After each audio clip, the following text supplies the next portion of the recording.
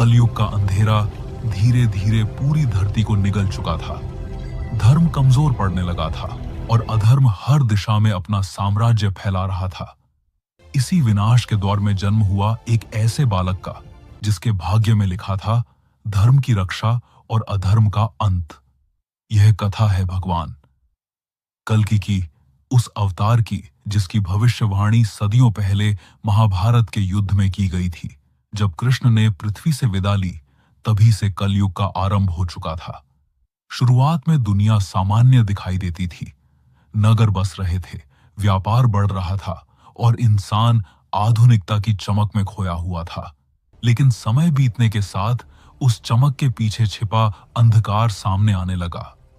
विज्ञान जो कभी मानव जीवन को आसान बनाने के लिए बना था, वही धीरे धीरे इंसान की बेड़ियां बन गया। लोग घंटों सड़कों पर जाम में फंसे रहते और घर पहुंचने के बाद भी मोबाइल और स्क्रीन की दुनिया में खो जाते। परिवारों में प्रेम कम होने लगा और झगड़े बढ़ने लगे। सड़कों पर चोरी, हिंसा और हत्या जैसी घटनाएं आम हो चुकी थीं। जैसे जैसे कलयुग आगे बढ़ता गया, वैसे वैसे प्रकृति भी क्रोधित होने लगी। कहीं भयंकर भूकंप आते तो कहीं समुद्र अपनी सीमाएं तोड़ देता। लाखों लोग मौत का शिकार हो रहे थे, लेकिन मुश्किलें यहीं खत्म नहीं हुई। बीमारियों और महामारी ने पूरी दुनिया को डर में जीने पर मजबूर कर दिया। लोगों को लगने लगा था कि शायद यही दुनिया का अंत है, पर असली भय अभी बाकी था। धीरे धीरे दुनिया में कृत्रिम बुद्धिमत्ता यानी एआई का उदय हुआ। शुरुआत में लोगों ने इसे चमत्कार माना। रोबोट घर के काम करने लगे, बिना ड्राइवर की गाड़ियां आसमान में उड़ने लगी और मशीनें इंसानों से भी ज्यादा तेज और बुद्धिमान बन गई। दुनिया आरामदायक तो हो गई, लेकिन इंसान भीतर से कमजोर और अकेला होने लगा। अब लोग असली रिश्तों से ज्यादा मशीनों पर भरोसा करने लगे थे। कुछ लोग रोबोट्स को अपना साथी मानने लगे। बच्चों की जगह मशीनों को अपनाया जाने लगा। धर्म, संस्कार और भावनाएं धीरे धीरे खत्म होती चली गईं। अमीरों की दौलत बढ़ती गई और गरीब पहले से ज्यादा मजबूर होते गए। इंसान अपनी ही बनाई दुनिया में कैद हो चुका था। फिर वह समय आया जिसका वर्णन विष्णु पुराण में किया गया था। कलयुग अपने अंतिम चरण में प्रवेश कर चुका था। धरती पर ऐसा अंधकार छा गया कि कभी अत्याचारी रहे कंस और रावण जैसी आत्माएं भी कांप उठी। बारिश अमृत नहीं, विनाश लेकर आने लगी। कभी कई दिनों तक सूरज दिखाई नहीं देता और जब निकलता तो उसकी तपिश से धरती झुलस उठती। मनुष्य इतना गिर चुका था कि भोजन के लिए एक दूसरे का मांस खाने तक को तैयार था।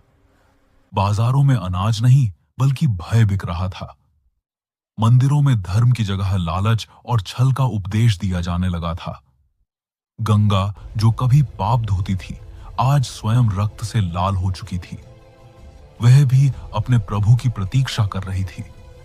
तभी ब्रह्मांड में एक दिव्य संकेत प्रकट हुआ। जब जब अधर्म बढ़ेगा, तब तब मैं अवतार लेकर धर्म की स्थापना करूंगा। कलयुग के इस भयानक अंधकार के बीच एक छोटे से शांत गांव शंभाला में आशा की एक किरण जन्म लेने वाली थी। वहीं रहते थे विष्णुयश और उनकी पत्नी सुमति। दोनों भगवान विष्णु के परम भक्त थे और अपना जीवन भक्ति तथा साधना में बिताते थे। एक रात जब दोनों ध्यान में लीन थे, तभी उनके सामने स्वयं भगवान विष्णु प्रकट हुए। उनकी दिव्य आवाज गूंजी, तुम्हारे घर एक पुत्र जन्म लेगा, वही कलयुग का अंत करेगा और संसार में फिर से सत्य युग लाएगा। उस दिन के बाद से दंपत्ति ने स्वयं को पूरी तरह ईश्वर की आराधना में समर्पित कर दिया। समय बीतता गया और फिर वह अद्भुत रात आई जब आकाश में विचित्र प्रकाश फैल गया। ऐसा लग रहा था मानो चंद्रमा और सूर्य एक साथ चमक रहे हों। उसी रात एक दिव्य बालक ने जन्म लिया। जैसे ही विष्णुयश ने उस बालक को अपनी बाहों में उठाया, उनके हृदय ने महसूस कर लिया, यह कोई साधारण बालक नहीं, स्वयं भगवान विष्णु का अवतार है। देवताओं ने आकाश से पुष्प वर्षा की। सदियों से प्रतीक्षा कर रहे सातों चिरंजीवी भी उस दिव्य क्षण के साक्षी बने। समय के साथ बालक बड़ा होने लगा। उसकी मुस्कान मासूम थी, लेकिन उसकी आंखों में एक असाधारण तेज था।